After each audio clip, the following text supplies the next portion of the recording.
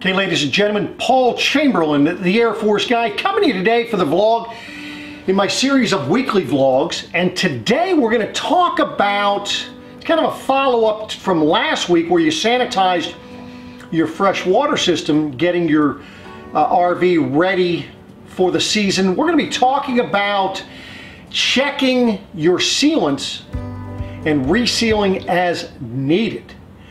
This is something that is very critical. It is something that you should be doing at least 3 times a year, if not monthly, because you just never know, and water is not your friend. Well, it is when you need to drink it, but it is not your friend if, in fact, it gets into your RV. So what we're going to be talking to you about is, okay, so you're saying to Paul, you know, where am I supposed to be checking my sealants on my RV? Well, you're supposed to be looking on your sidewalls.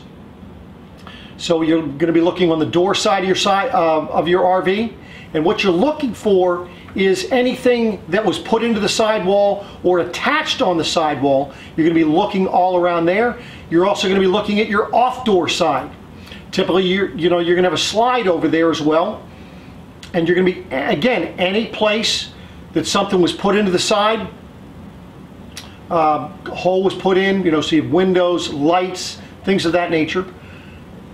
Front cap, you're going to be looking at that as well as the rear cap, and then finally the roof line.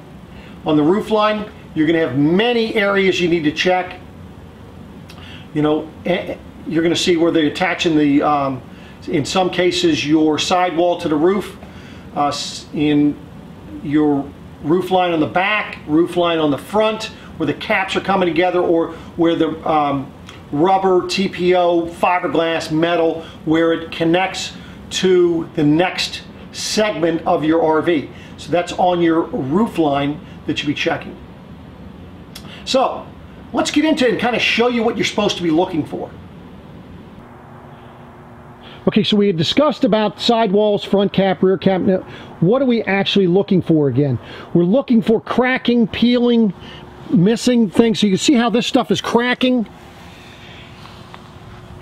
So this whole edge, everywhere where the wall is attached to the front, where it's attached to the back, where it's attached down at the bottom here, you can see that that needs to be resealed. So you want to take that caulk off and then reseal.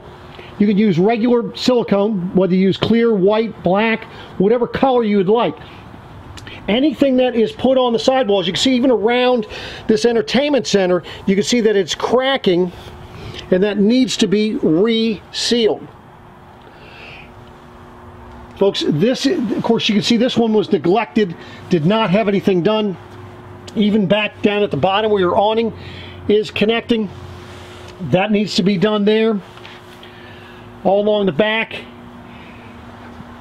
And then, of course, on your roof, we'll go back over the roof here momentarily. Now, even if you have what we call a stick and tin version, meaning it's 2x2, so you have wood construction for the framing and then tin for the sidewalls, you need to reseal these as well.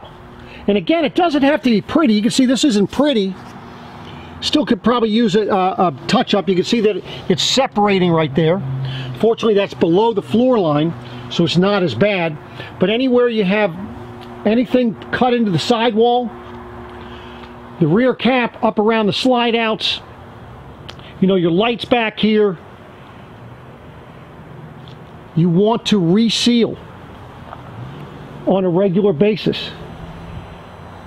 You're checking this. My recommendation would be to check this every time you wash your camper, or at least 3 times a year. I mean, you can see they have done this,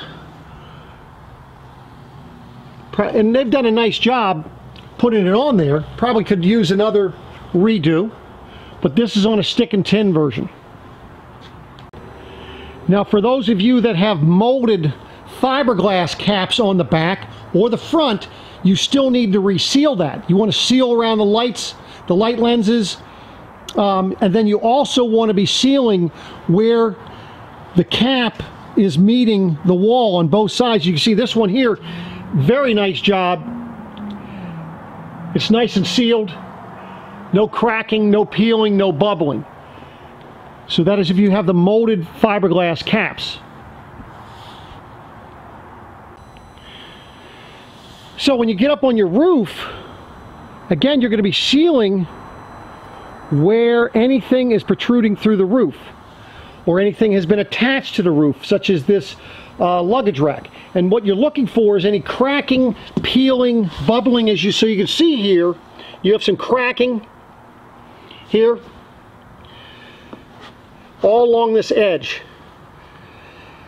Now, you don't necessarily need to clean all this sealant off of here, although it would be more prudent for you to do. You can see how it's coming separated from the roof there as well. Around any of your caps here, again, you can see how it's cracking here. Now, the best way to do it is to remove all of the old sealant, clean up the area, use some alcohol to rub it up.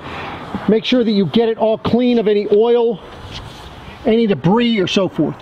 See, this one is in major need of a reseal. And of course, this roof could use a nice cleaning as well. You want to be checking around any skylights as well. You can see here, again, cracking. If you have your antenna, you want to check around your antenna, and then also make sure that you check up here in the front connection point on your roof. And then, of course, a good cleaning before you reseal your roof as well. And when I talk about resealing, I'm talking about recaulking your roof. And so before you recaulk it, you want to clean your roof really well, let it dry, and then put new caulking down. Now make sure that you're using the proper type sealants for your roof. It is, if you have rubber roof, if you have TPO roof, if you have metal roof, if you have fiberglass, just make sure that you're using the right type sealants. Also, don't forget while you're up on your roof to check if you have a slide topper. Make sure you check the sealant along the top of that. As you can see, this one is in dire need of reseal. Now, even if you don't have the slide topper, you might have a little drip edge there, and you want to make sure that you recaulk that as needed. You can see this one is in bad shape, needs to be resealed. So you want to clean that out as best as you can and then recaulk it with the proper sealants. When you are recaulking this edge here, this is a metal band that goes over and actually attaches, you know, your rear wall with your with the roof or the wall system, the side wall. You want to make sure that these screws are covered with sealant.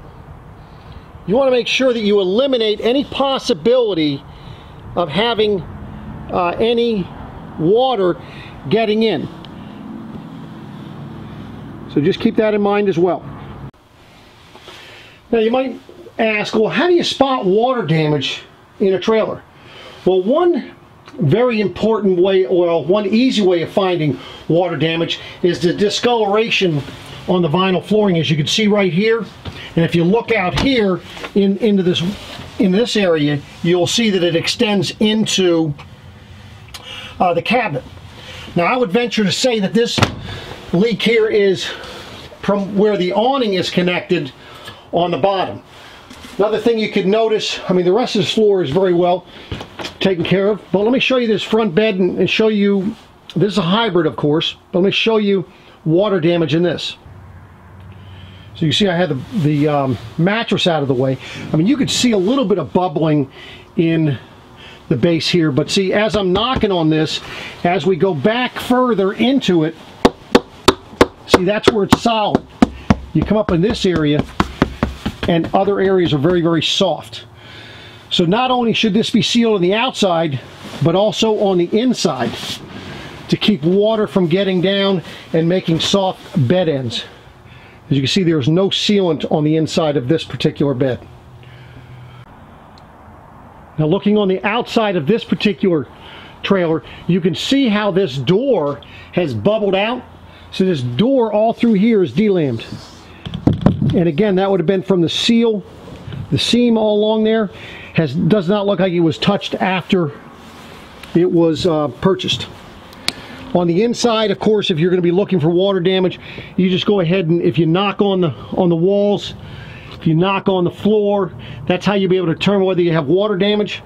But again, folks, if you go ahead and take care of the outside, you know, you can see there's damage here, but keeping this stuff sealed, I would seal over top of those screw heads. That will alleviate or lessen the chance of you having any water damage. See, even here where the water connection port is, all that is cracked. Needs to be resealed. Now, part of your yearly maintenance is supposed to be taking care of your rubber seals and gaskets around the slide out. As you can see on this particular one, you see all the black marks on the slide. This individual was not taking care of this, and you can see that it's actually ripped off.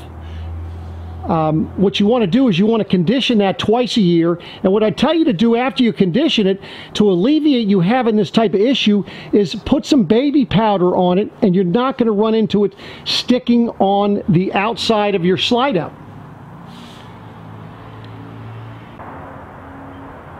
Now, people always ask me about slide toppers. You know, are they worth it? Slide toppers are not meant for specifically keeping the rain off of your top of your slide out. What they're made for is to keep the debris from the top of your slide out. So that way there you don't have to get up and brush off your slide out. However, I would recommend that if you do have them, still look underneath of your slide toppers to make sure there's no debris, because on windy days there is a possibility you can get some debris underneath it. You're still going to need to sweep it off. And as you can see over time, what's going to happen to your slide topper is it is going to deteriorate, it's going to rip, it's going to tear, and it will have to be replaced. So there's pluses and minuses for slide toppers. Depends on what you are specifically looking for on your camper. But again, that'll be one of those maintenance items you're going to need to look at. So here's a perfect example of that drip edge that would be right where the slide topper would connect. This one is above an outside kitchen. Again, you're going to want to check that and make sure that that is sealed and resealed. Make sure you're not, you know, it's not cracking, peeling, or bubbling, because again, that is another part that was screwed to the sidewall. So anything that was attached to the sidewall, there was a hole cut in, you know, windows, doors, anything, you want to make sure that you check and reseal as needed on the sidewalls. And I would recommend you do that at least 3 times a year. Okay, so now that you have some idea of what you're supposed to be looking for and what you're supposed to be doing, let's just recap. So again, recommendation is that you check your sealants every 90 days, and you're looking for cracking, you're looking for peeling, you're looking for bubbling. You want to clean that stuff off and reseal as needed using the proper sealants for the material that you're putting it on, because that is critical. So I hope you enjoyed this little vlog. Hopefully it was helpful information and will help you to enjoy your camping season and enjoy your RV for a longer period of time without having issues. Thanks for watching. You know, give me a thumbs up if you're liking what you're seeing. Comments. If there's something in particular you'd like me to go over for you, by all means, shoot me a message on that as well. And we'll be coming back at you again next week. Take care.